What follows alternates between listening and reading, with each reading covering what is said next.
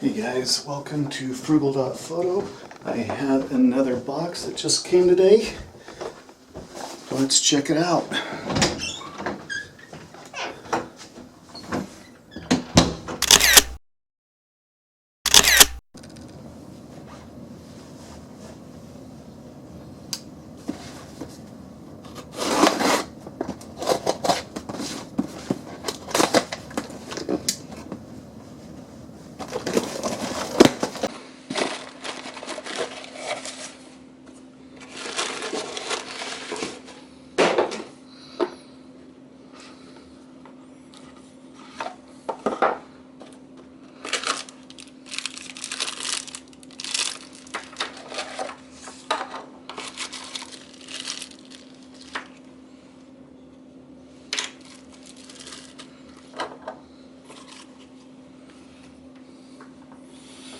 Okay, so supposedly you're supposed to be able to attach this to the earpiece. Oops, there we go. Attach this to the earpiece of the glasses. And then you can wear it and get point of view images.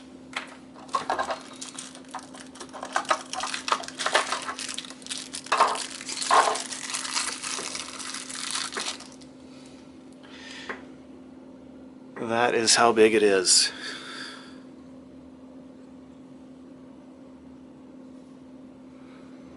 We got the lens there, we got the charger there, 2 buttons. I think we're going to need something special to try this out on. I'll be right back. Hey guys, we are at the happiest place on earth in my opinion. No, it is not Disneyland. We are surrounded by chocolate. And I figured this would be a really good place to test out this point of view little hands-free action camera that I have on my glasses here. And so we're going to check it out, see how well it does on some of these rides, and give you my opinion at the end. But you know, it's always a good excuse to go on a roller coaster.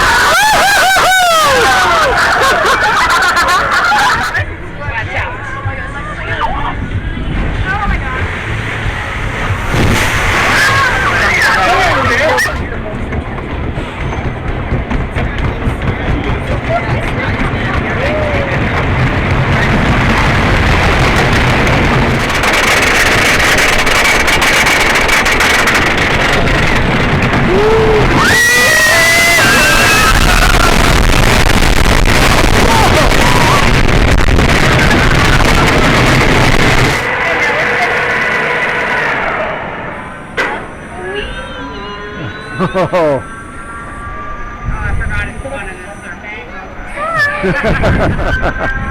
Oh boy!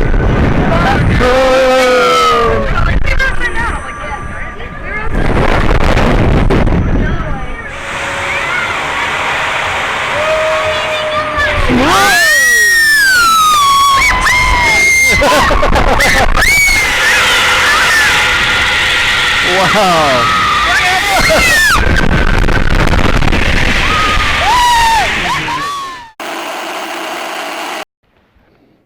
This little camera actually did pretty decent at Hershey Park. For the most part, I was pretty happy with the results. Let's take a little bit of a closer look at it here. Okay, in the front we've got the lens, and then you can see it's got the 2 buttons on the top.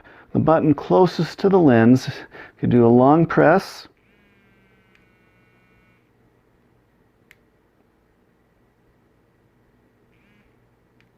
it buzzes and it is ready to shoot.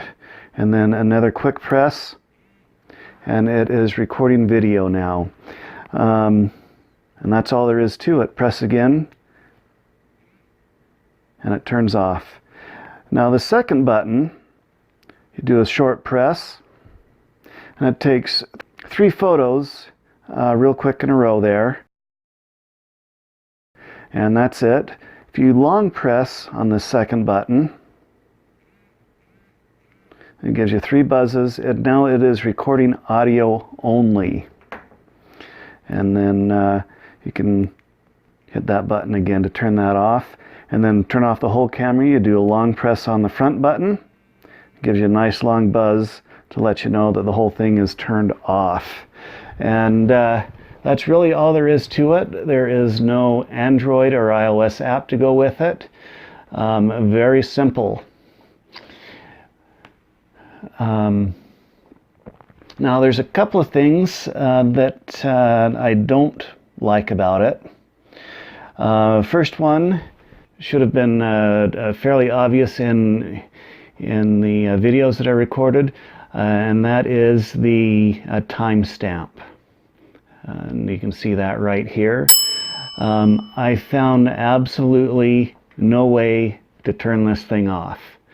And I don't know a lot of videographers or YouTubers that actually want a timestamp in their video. And so that's kind of a pain. If you want to use the videos from this without the timestamp, you're either going to have to enlarge the screen, enlarge the image, and push that off the bottom of the screen like this. Of course, that also zooms you in and you lose some of your wide angle. Either that, or you can bring the black bars out and do it letterbox style like this. That's another option if you're into that. Otherwise, you are stuck with the timestamp.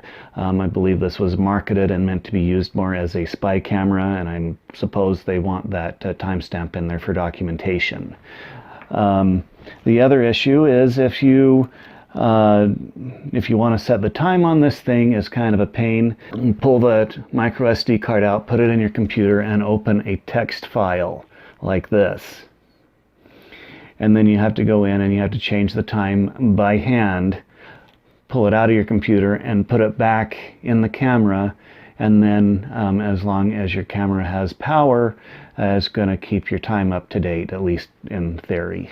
I'm not sure how accurate that is. Those are the main issues that I had with this camera. The other one is that if you have a floppy hat like I wear, you end up with images like this. I would not recommend using a wide-brimmed hat with this thing, but with my hat I ran into a little bit of trouble. The other issue that I found is, you can see this is held onto your glasses with these rubber bands here. And if I can get them off, I'll show you how you attach it.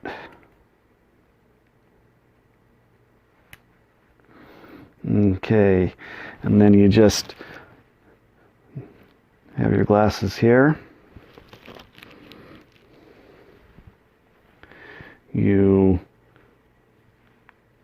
wrap the rubber bands around it. And there you go. And it's attached to your glasses. Now the problem that I ran into is that these are not a very firm connection. It's rubber bands, and so it's very jiggly. If you're bumping around, it does tend to shake.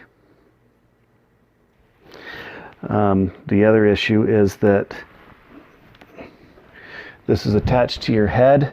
You have no way of knowing what you are actually recording. And so sometimes you will end up with images like this if you're not careful. Overall, it was pretty fun to use, and I did get shots that I wouldn't normally get, I'm sure. Is this worth the asking price? It depends. It depends on what you need the camera for. If you want to record activities that require your hands to be free, and a small camera, and you don't want to have the GoPro attached to your head, this could be very useful. If you are, say, rock climbing, wall climbing, possibly cooking, anything where you want to use both hands but you also want to get the shot, this could be very useful for. For everyday use, not so much, especially dealing with the timestamp. So I probably wouldn't buy it just to have. I would want to buy it for very specific uses. And so that is my review for this. The images came out pretty decent, as you can see. Low light footage, maybe not so good, but good enough. And so yeah, that's this little camera here. I will link to it below so that you can pull it up on Amazon and look at the stats, see some of the other reviews. And that's it for this review. Now, if you would like to support my efforts here, please subscribe. Ring that bell if you want to be notified when I put another video out. I'm putting videos out once a week here. Share.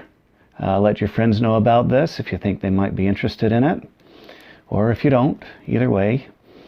Also, if you want to assist, if you want to support me in a more substantial way, I also have a Patreon account that you are more than welcome to donate to, as well as some merchandise. I have some shirts that are available for sale. Any of that would definitely help out. It would allow me to improve the quality of these videos, as well as purchase more of these little bits of equipment that I can review for you.